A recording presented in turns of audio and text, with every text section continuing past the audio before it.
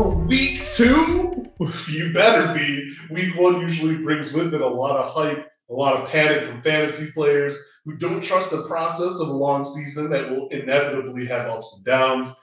Just look at some trades going. I'm not going to mention anything, but there were some trade offers to me already. Some panic going on in the league. But no one wants to start 0-2, I understand, especially since these early games are all division matchups.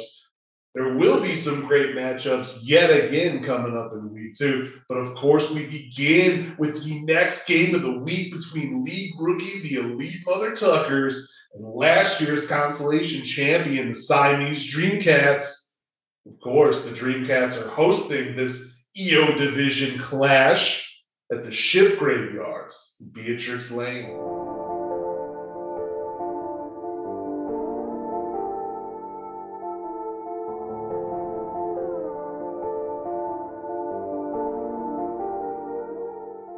Jupiter's moon known as Io might seem uninhabitable to humans, but several beings from across different regions of your universe either have technology to go here or enjoy and thrive here, despite lava lakes and sulfur hills.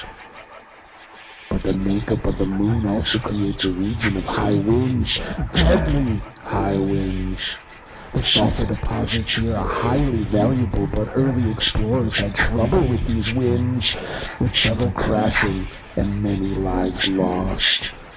The dangers have actually created a graveyard of sorts, a strip of the moon that stretches from mine to mine, littered with debris and death. In time, the crash ships have become a guide for other explorers and miners who come to EO, with the most affected area being dubbed the Ship Graveyards at Beatrix Lane. Beatrix is of course an ancient Roman name that means explorer, traveler. But there are many theories of why ships crash here, and it doesn't necessarily have anything to do with the wind. Many ships have recorded malfunctions and energy reading fluctuations that are completely unexplained. Some ship recorder boxes have been recovered and the findings are scary to those who listen. Screams and madness, captains crying out that an unknown force was taking them down, and that the winds are in fact the voices of all the lost souls trapped in an unending vortex that circles the moon. Many have recorded what the wind sounds like.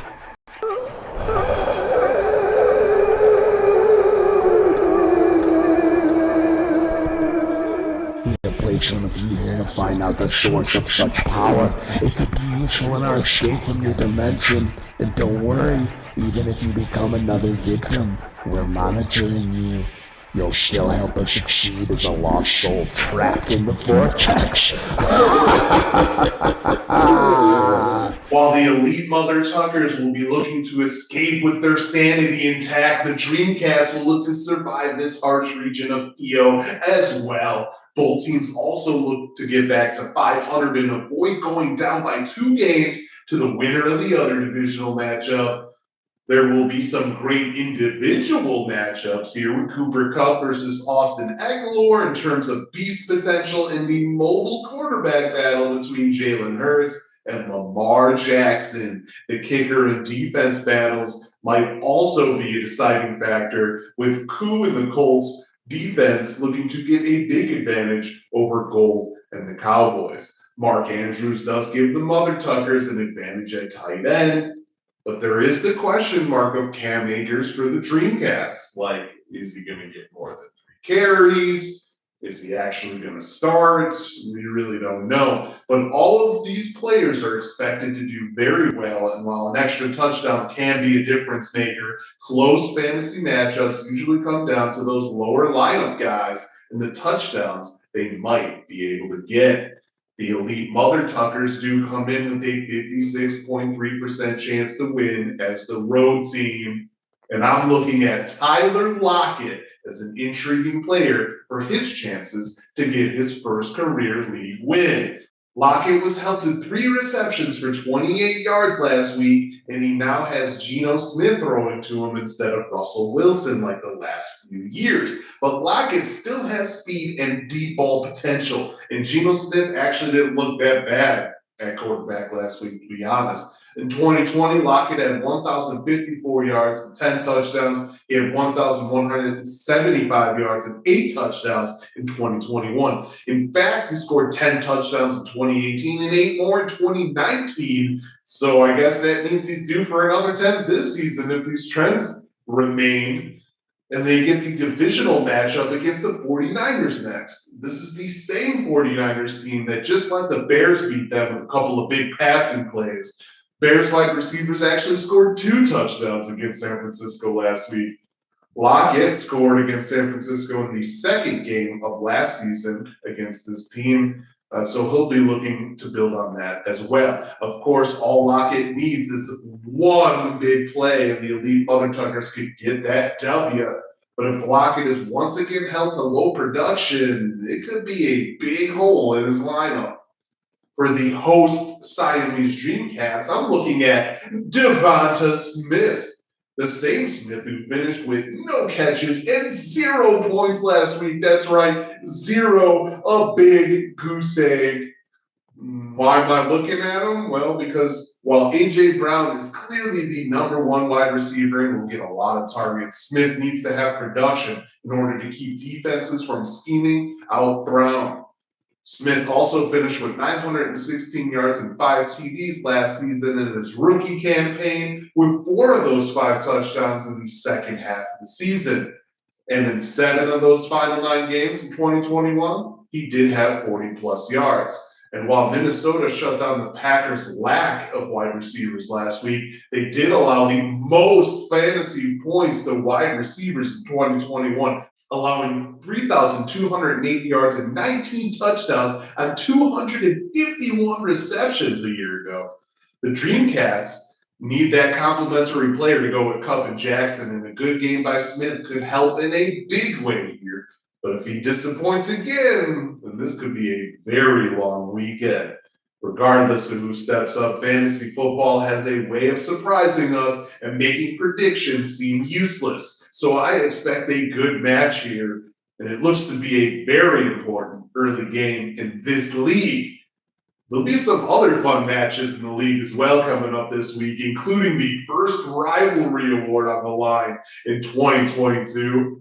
The other EO match, actually, we get a first-place battle. Both teams coming in at 1-0 as Risky Business travels to take on Green Acres at the Lava Castle of Drusus. Risky Business has an insane 73.4% chance to win thanks to Mahomes, Kelsey, Hunt, and Julio Jones all getting great matchups on paper. Green Acres will need Joe Burrow to not turn the ball over and for some other players to step up with so many injuries already. There might be some shuffling in this lineup coming up as well. Moving on to the Europa Division, Uncle Justy hosts the Clash at Demon Head at the Water Volcanoes of Colbeck, as both are looking for their first win of the season. The Clash at Demon Head needs McCaffrey to put up second overall pick fantasy numbers, and Uncle Justy needs more Chase magic. This one is expected to be close, with Uncle Justy coming in with a 53.2% chance to win. Kicker and defensive battles look to be big here as well, so look out for that. In the other match, we not only get a battle for first place as Loki Lebowski Thor hosts the Dark Ridge Dreamers, my Dreamers, at the Salt Mines of Thorgard, but the Cash of Mentats Rivalry Award is once again up for grabs. My Dreamers come in with a 57.3% chance to win here to hold on to that rivalry award. Murray versus Herbert at quarterback and Jefferson versus Deebo Samuel look to be big matchups here, as do the running back touchdown production and battle at tight end. But something tells me that Judy versus Hollywood Brown might be the actual deciding factor here.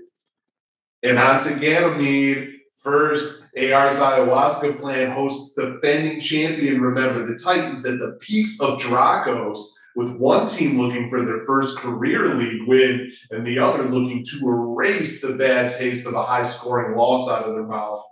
Remember, the Titans enters this road matchup with a 58.4% chance to win, powered by the projections of Saquon Barkley, Wentz, A.J. Brown, Sutton, and the Jets defense. AR's ayahuasca plan, of course, means another good game by Devontae Adams, but there's also the need for Aaron Rodgers to correct things and for Aaron Jones, Miles Sanders, and George Kittle to also score touchdowns. Don't sleep on the Broncos defense against Houston either, or Daniel Carlson at kicker for that matter. Lastly, we have another battle for first place with the Stellar Bitches hosting the multiple Scoregasms at the Temple of SeaTac. The Scoregasms come in with a 63.1% chance to win in this battle of the top two ranked teams in the league. Jonathan Taylor and Josh Allen look to lead these Scoregasms once again. Connor also looks to get back into the end zone. For the bitches, Kirk Cousins takes over at quarterback after the Prescott injury, and Derrick Henry and Javonte Williams will look to score touchdowns after missing out a week ago. Evans and Davis might also be big difference makers if they outscore St. Brown and Bateman, but the Scoregasms do have an edge at defense. And these projections and predictions from the computers can only give us a small picture of what to expect. Buckle in for another wild week of NFL action that will wreak havoc on all of our fantasy scores. That's the content for today. Join me again on Sunday morning as the Game of the Week winner, the Stellar Bitches, will join me to discuss a few things. Until next time, salute. Check out the fantasy standings in our league before you go.